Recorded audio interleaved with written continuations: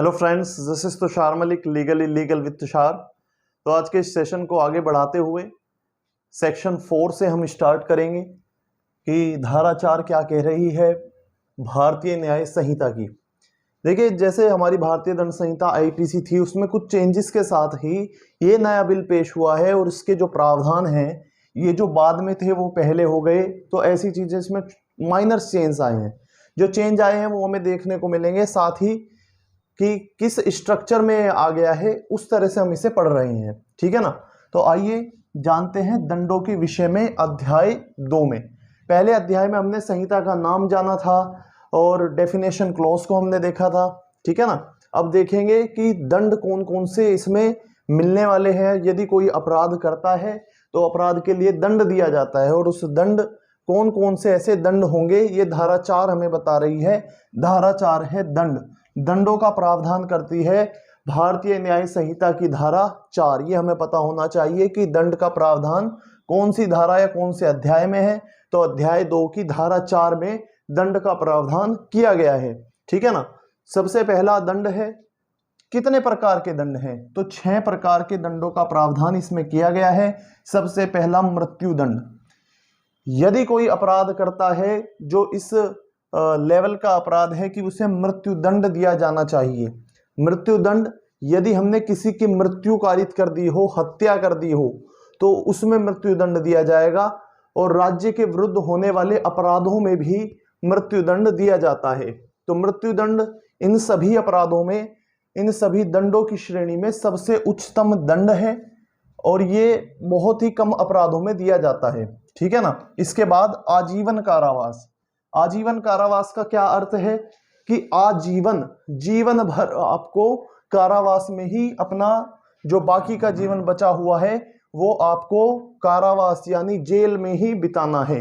आजीवन कारावास का यही अर्थ है। इसमें कुछ कंडीशंस है कि 20 वर्ष या 14 वर्ष, वो इसमें हम देखेंगे कि कौन कौन सी ऐसी कंडीशंस हैं। लेकिन आप ये समझिए कि आजीवन कारावास का मतलब आजीवन ही है। यदि किसी व्यक्ति को आजीवन कारावास मिलता है तो उसे पूरी जिंदगी, अपनी बाकी की जो बची हुई जिंदगी है वो आपको कारावास यानी जेल में ही बितानी है। इसके बाद कारावास। कारावास यानी आपको जेल हुई है। कारावास, 2 तरह के कारावास दिए गए हैं। तो कारावास के प्रकार देख लेते हैं। 2 प्रकार का कारावास है। एक तो आपका सादा कारावास है और एक सश्रम कारावास है। सादा कारावास में कि आपको बस जेल में बंद रखा गया है, बंद किया गया है, आप अपनी सजा काट रहे हैं। जबकि सश्रम कारावास में आपको वहां पर काम भी करना होगा। ठीक है ना। तो वो सश्रम कारावास होता है। तो दोनों ही तरह के कारावास आपको देखने को मिलते हैं। इसे कठोर कारावास भी कहते हैं, सादा कारावास और कठोर कारावास। ठीक है। इसके बाद संपत्ति का संपहरण। या तो आपको मृत्यु दंड दिया जाएगा, आजीवन कारावास दिया जाएगा, कारावास, उससे हल्का अपराध, ये इस श्रेणी में चल रहे हैं कि सबसे कठिन, फिर उससे कम, उससे कम और उस नीचे सबसे कम। तो आजीवन कारावास के बाद कारावास देखा, उसके बाद संपत्ति का संपहरण, यानी आपकी जो भी प्रॉपर्टी है, ठीक है ना, आपका मकान, आपकी दुकान, ये आपकी जब्त कर ली जाएगी। जो अगर आपने अपराध किया है, संपत्ति का संपहरण करके, संपत्ति की कुर्की करके हम वसूल सकते हैं। सरकार और जो न्यायालय है वो आपसे ये दंड वसूलेगी। ठीक है ना। तो ये भी एक प्रकार है संपत्ति का संपहरण। इसके बाद जुर्माना। ये सबसे ज्यादा लगाया जाता है। अपराधों के ऊपर सबसे ज्यादा जो दंड लगता है वो जुर्माने का है। ठीक है। क्योंकि जुर्माना, छोटे से छोटे अपराध में जुर्माना है। जो बड़े अपराध हैं जैसे हत्या मैंने बताया, उसमें आजीवन कारावास भी आपको मिल सकता है, मृत्यु दंड भी मिल सकता है, लेकिन साथ में जुर्माना लगता ही है। तो जुर्माना ऐसा है कि वो स्वयं में है और साथ में किसी बड़े दंड के साथ जुर्माना तो लगता ही है। तो ये सबसे ज्यादा लगता था अब तक, क्योंकि अब ये छठा जो अपराध का दंड है, ये छठा इसमें अभी आया है भारतीय न्याय संहिता में। ठीक है। इसमें है सामुदायिक सेवा। सामुदायिक सेवा यानी समुदाय में की जाने वाली सेवा से इसका अर्थ हम लगा सकते हैं।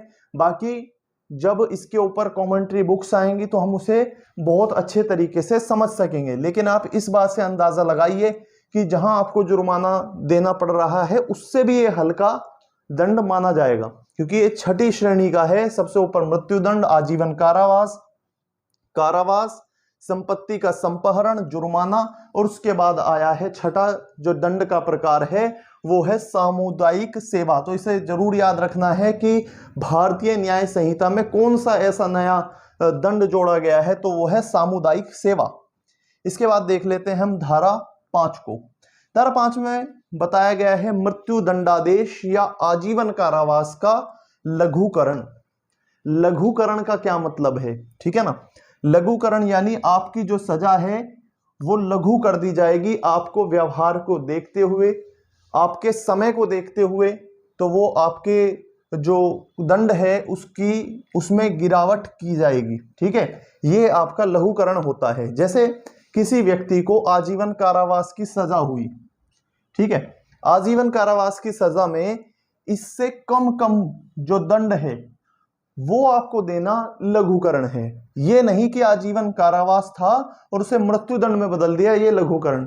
लघुकरण मतलब लघु, छोटे आपसे जो हैं वो दंड आपको दिए जाएंगे। आजीवन कारावास था तो आपको कारावास दिया जा सकता है, आपको संपत्ति का संपहरण किया जा सकता है, जुर्माना आपसे लिया जा सकता है, या अब सामुदायिक सेवा आपसे कराई जा सकती है। तो ये है, तो मृत्यु दंडादेश या आजीवन कारावास का लघुकरण कौन कराता है, तो इसमें शब्द है, स्पष्टीकरण में स्पष्ट किया है, समुचित सरकार। जिस अपराध आपने जिस भी पुस्तक के विरुद्ध, जिस भी कानून के विरुद्ध आपने अपराध किया है, उसी सरकार को ये हक है, ये उनके पास आपके ऊपर दायित्व लगा सकती है, उनके ऊपर ये अधिकार है कि वो आपके ऊपर दायित्व लगाए कि आपको यहाँ पर सजा जो है वो कम कर दी जाएगी आपकी, ठीक है ना। तो जो सरकारें हैं, मान लो कि आपने केंद्र के जो विषय हैं उसमें कोई अपराध किया है, तो उसमें केंद्र सरकार एक समुचित सरकार के रूप में आपकी सजा को कम कर सकती है। राज्य में लगने वाले एक स्थानीय विधि के अंतर्गत आपने कोई अपराध किया है तो यही अधिकार राज्य सरकार को हो जाएगा। दो ही सरकारें भारत में है, केंद्र सरकार और राज्य सरकार। हमने पिछली ही वीडियो में देखा था कि सरकार जो थी उसमें केंद्र सरकार और राज्य सरकार, और इन्हीं सरकारों में समुचित सरकार है। जिस तरह का आप अपराध करते हैं उसी सरकार को वो हक होता है कि वो आपकी सजा को कम कर सके, ठीक है। इसके बाद है अपराधी की सम्मति के बिना। यह पॉइंट महत्वपूर्ण है कि आपकी जो सजा कम की जाएगी वो अपराधी से बिना पूछ करके, ऐसा नहीं कि पूछेंगे, बिना पूछे आपसे कम कर दी जाएगी, ठीक है। आजीवन कारावास के लघुकरण में अगर आपकी आजीवन कारावास का कोई लघुकरण कर रही है समुचित सरकार, तो वो 14 वर्ष से अधिक नहीं होगी। ये अधिक का साइन है, वो 14 वर्ष से अधिक नहीं होगी। इसका अर्थ समझिए कि आपको आजीवन कारावास की सजा मिली, ठीक है, आपने 10 वर्ष बिता भी दिए आजीवन कारावास में, लेकिन वो तो आपकी चलती रहेगी क्योंकि आपको आजीवन कारावास मिला है। जब तक आपकी जीवन है तब तक वो कारावास चलता रहेगा। लेकिन अगर उसका कोई समुचित सरकार घटाती है, मतलब कारावास में परिवर्तित करती है और ये कह देती है कि आपका आजीवन कारावास तो अब है नहीं, आजीवन कारावास तो है नहीं, हम इसे कारावास में बदल रहे हैं, ठीक है। अभी समझिए आप कि आजीवन कारावास तो है नहीं, अब ये कारावास में बदल रहे हैं, लेकिन आपको 30 वर्ष की सजा दी गई। इसका क्या अर्थ हुआ, आपने लघु ही क्या किया कि 50 वर्ष की उम्र में तो आपको सजा हुई थी, 10 वर्ष आपने बिता लिए, 60 वर्ष, और ये कह दिया कि अब आपको आजीवन नहीं, अब केवल 30 वर्ष और रहना है। तो 90 वर्ष तक कोई व्यक्ति जीवित भी होगा आज के समय में, तो क्या फायदा हुआ। तो ये बता दिया गया कि अगर कोई भी सरकार आजीवन कारावास से कारावास की ओर आपका लघुकरण कर रही है तो उस कारावास की अधिकतम सजा कितनी हो जाएगी, अधिकतम जो सजा होगी, अधिकतम जो दंड दिया जाएगा कारावास का, वो 14 वर्ष से अधिक नहीं होगा। 14 वर्ष मैक्सिमम है कि आपने 60 वर्ष यहाँ पे हो गए तो 60 प्लस मैक्सिमम 14 है। आप 5 साल भी दे सकते हैं आप, 2 साल भी दे सकते हैं, तो 62 वर्ष में वो बाहर आ गया ना। ऐसे ये नहीं कि हमने आजीवन कारावास को कारावास में बदल दिया, लेकिन 50 वर्ष की सजा की बस 50 वर्ष और काटने हैं, ऐसा नहीं होगा। 14 वर्ष से अधिक नहीं होगा। समझता हूं आपको स्पष्ट हो गया होगा, ठीक है ना। इसके बाद आ जाते हैं धारा 6 पर। धारा 6 में आया कि दंड अवधियों की भिन्ने, कि दंड अवधियों की भिन्ने हमें किस तरह से निकालनी है। जब हमें आजीवन कारावास, किसी व्यक्ति को आजीवन कारावास दिया गया है और आजीवन कारावास के साथ ही उसे जुर्माना भी दिया गया है, उसके ऊपर जुर्माना भी लगा है, और अगर उसका जुर्माना कितना होगा ये हमें निकालना है। कि 20 वर्ष की बात हम देखेंगे इसमें, कि आजीवन कारावास जो है किसी व्यक्ति पर लगा है तो उस पर जुर्माना हमें कितना लगाना होगा। जब हम दूसरी धारा में देखेंगे कि जो जुर्माना जब लगता है ना, जब किसी व्यक्ति पर कारावास की सजा लगती है तो जुर्माने की गणना भी तभी की जाती है। आइए देखते हैं कि किसी व्यक्ति को 12 वर्ष की सजा हुई, ठीक है ना, 12 वर्ष की उसे सजा हुई कारावास की। तो ये देख लेते हैं कि 12 वर्ष उस अपराध के लिए जो अधिकतम होगा उसका 1/4 निकाल करके उतना जुर्माने के बदले आपके ऊपर सजा लग जाती है, ठीक है ना। मतलब ये समझिए कि जुर्माना आपके ऊपर लगा, आपको आजीवन कारावास की सजा हुई और उसके साथ आप पर जुर्माना भी लगा, ठीक है। और आजीवन कारावास की सजा आपको हुई तो इसका मतलब आजीवन, कि आपको जीवन भर वहीं रहना है। और आप पर जो जुर्माना लगा, आप जुर्माना नहीं दे पाए। जुर्माना ना देने पर क्या होता है, जुर्माना ना देने पर आपको कोई और सी दंड की सजा मिलती है, ठीक है ना, कोई और सा आपको दंड दिया जाता है। अगर आप जुर्माना नहीं देते तो आपको कारावास की सजा दी जाती है, और अगर आप जुर्माना नहीं देते तो कारावास की कितनी सजा दी जाएगी इसके बारे में ये बात कर रहा है, ठीक है। तो 20 वर्ष को मान करके कि 20 वर्ष इसकी आजीवन कारावास को इस गणना के लिए, वो जुर्माना निकालने के लिए 20 वर्ष की सजा दी जाएगी, और उस 20 वर्ष का 1/4 अगर हम करें तो 5 वर्ष की सजा आपको दी जाएगी आजीवन कारावास के जुर्माने के बदले। फिर से समझते हैं, मोटी मोटी बात इसमें यह है कि यदि किसी व्यक्ति को आजीवन कारावास दिया गया है और साथ में उस पर लगा है जुर्माना आपसे नहीं दिया गया, तो ये बात है कि आपको जितनी सजा मिली है उसका 1/4 आप जुर्माने के रूप में देंगे। लेकिन आजीवन कारावास कितना है, किसी की जिंदगी कितनी है, आजीवन कारावास आप समझिए, आजीवन कारावास का 1/4 कोई निकाल सकता है क्या? आजीवन कारावास का 1/4 यहां पर कितना है किसी को नहीं पता। लेकिन इसने क्या कह दिया कि आप इस गणना को करने के लिए दंड अवधियों की भिन्न, इस भिन्न को आप 20 वर्ष मानेंगे, इसका 1/4 करेंगे और 5 वर्ष की अतिरिक्त सजा आपको दी जाएगी जुर्माने के बदले में, कि आपने जुर्माना नहीं दिया तो आपको 5 वर्ष की सजा और ज्यादा मिलेगी। लेकिन अब इसमें पॉइंट ये है कि क्या वो जो जुर्माना है उसकी भी वो जुर्माना पूरा हो गया, कि आपने 5 साल की जो अतिरिक्त सजा काट ली तो जुर्माना जो था वो कैंसिल हो गया? नहीं, जुर्माना आपका केवल व्यतिक्रम यानी देरी की वजह से आपको ये 5 वर्ष की सजा मिली है।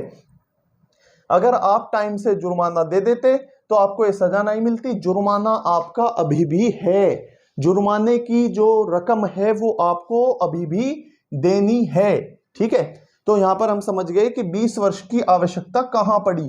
तो किसी को आप बता सकें कि आजीवन कारावास कब 20 वर्ष है, तो ये आपको पॉइंट समझ में आ जाए कि जब किसी के ऊपर जुर्माना लगे आजीवन कारावास में साथ में और आप वो जुर्माना ना दे सकें, तब उसकी गणना करने के लिए 20 वर्ष मान लिया जाता है आजीवन कारावास, ठीक है। इसके बाद देखते हैं धारा 7। धारा 7 में है कि दंडादिष्ट कारावास के कतिपय मामलों में संपूर्ण कारावास या उसका कोई भाग कठिन या सादा हो सकेगा। इसका क्या अर्थ है कि दंडादिष्ट कारावास के कतिपय मामलों में उसका कोई भाग, संपूर्ण कारावास, आप बताइए कि वो क्या होगा, कि कठिन होगा या सादा होगा। अब समझिए कि ये आपका सजा मिली है आपको, ठीक है ना, ये आपको कारावास की सजा हुई, ये रहा कारावास, ठीक है, कितने वर्ष की? 5 वर्ष की सजा हुई। तो 5 वर्ष में से आपने 2.5 साल एक हो गया, 1 साल एक, 2.5 साल एक, 3.5 और 1.5 साल एक, ठीक है ना। तो ये 5 वर्ष होते हैं। आप चाहिए ये कहिए कि 1 साल ये सश्रम यानी कठोर कारावास दिया गया है, ठीक है, कठोर कारावास दे सकते हैं। फिर यहां पर आपने 2.5 साल सादा कारावास दिया, फिर आपने यहां कठोर कर दिया। कुल मिलाकर के जितनी भी आपको सजा मिली है उसमें कठोर कारावास या सादा कारावास आप कितना भी दे सकते हैं। संपूर्ण पूरा का पूरा ऐसे संपूर्ण 5 वर्ष का भी कठोर हो सकता है, संपूर्ण 5 वर्ष का सादा हो सकता है, या 1 वर्ष तो कठिन है और 4 वर्ष सादा है।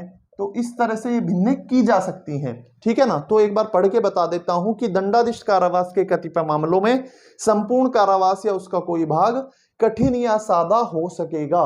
पूरा भाग, आधा भाग, पौना भाग, कठिन या सादा कितना भी हो सकता है। आप इस चार्ट से समझ सकते हैं कि ये देखिए, इसमें आधा कठिन आधा सादा, इसमें केवल 1 वर्ष कठिन और 4 वर्ष जो है वो सादा कारावास। यहां पर 2 वर्ष तो सादा कारावास और 3 वर्ष कठिन कारावास तो किसी भी प्रकार से दिया जा सकता है। ये बात बताती है धारा 7।